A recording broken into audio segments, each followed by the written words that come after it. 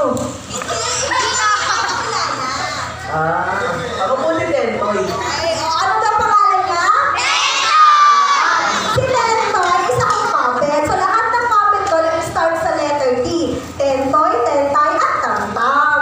Para isang paalala sa atin na ang letter T ay hugis, cross, na kung saan si Cristo ay pinako sa krus para sa oras ng ating kaligitan o kalungkutan ay tayo ay meron pa rin kaligayahan sa puso natin sa pamagitan ni Cristo. Ngayon, Tentoy, ano gusto mo paglaki mo? Ilan taon ka na ba ngayon? 6 po. Wow, eh, ano gusto mo paglaki mo? 7 po. Wow, 70 yun! Maging malaki ka na. Tulad ng ganito.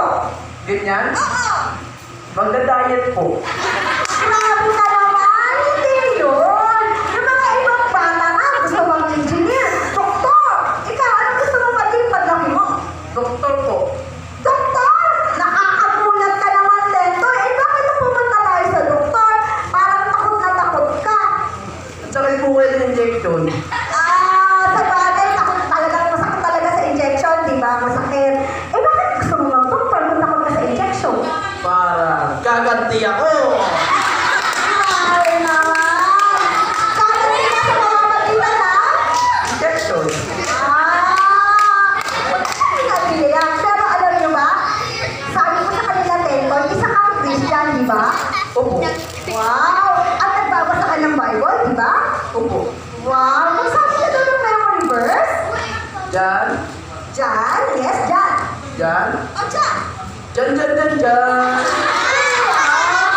Yung memory verse natin. Diyan. Jan.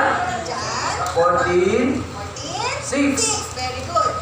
Sabi ni Jesus. Sabi ni Jesus. Sabi ni Jesus. Sino yung sabi? Jesus! Sabi ni Jesus. Ako ang daan. Ako ang daan.